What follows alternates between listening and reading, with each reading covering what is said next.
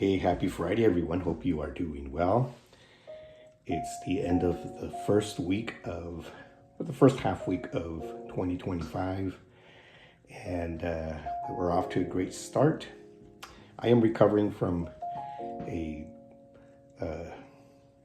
cough and sore throat.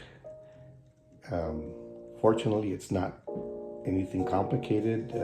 Had chest x-rays done, and tested for strep throat, and nothing was there. It was all negative. So just recovering. And this is In the Raw, unscripted, unpracticed, unedited conversations. And to kick off the new year, I would like to talk a little bit about the 10 Commandments.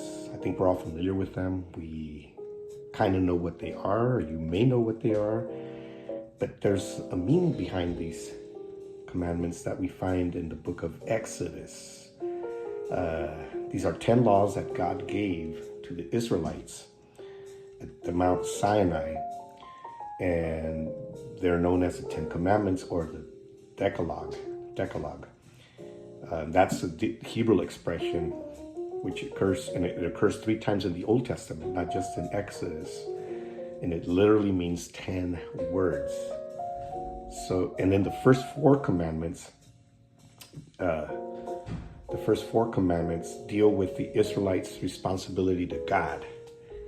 And the final 6 commandments address the Israelites' responsibilities toward each other.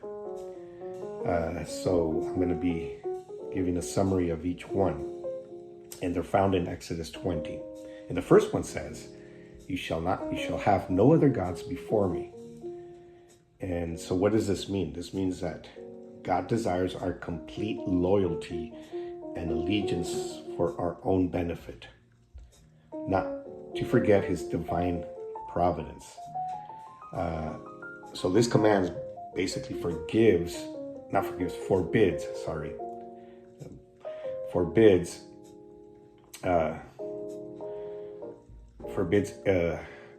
placing anyone or anything above God, right? And so God is saying, don't have any other gods before me. Don't place anything above me.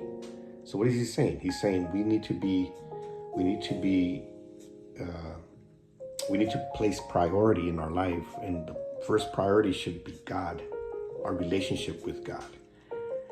Sometimes we have other gods in our lives. There's many many examples. It could be our career, it could be our own family, it could be possessions that we have, it could be our status in society, and we tend to place those things above God. We tend to focus on those things, and there's many more, of course, but we will tend to focus more on those things than God. And so God says, I want to be the first thing in your life. That's the most important, above your family, above your career, above your possessions, above anything that you may have. I want to be the most important. So how do we show him that he's the most important? By acknowledging him every day. When we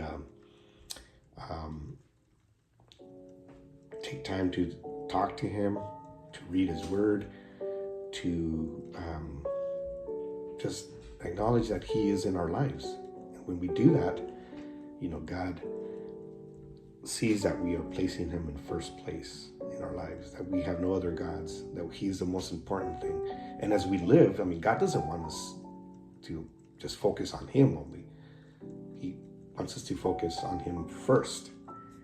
There's other things that are very important to us, like our family, like I mentioned earlier. I think that's very important. And so we need to, as we interact with our family, we should always have God in the picture.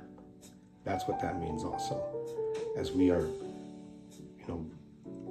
living out our lives and in whatever aspects of our lives, our career, the things that we enjoy, the things that we like to do, God needs to be part of all of that. And that's what it means to put him first. So, first commandment, you shall not have no other gods before me. And that's what he wants.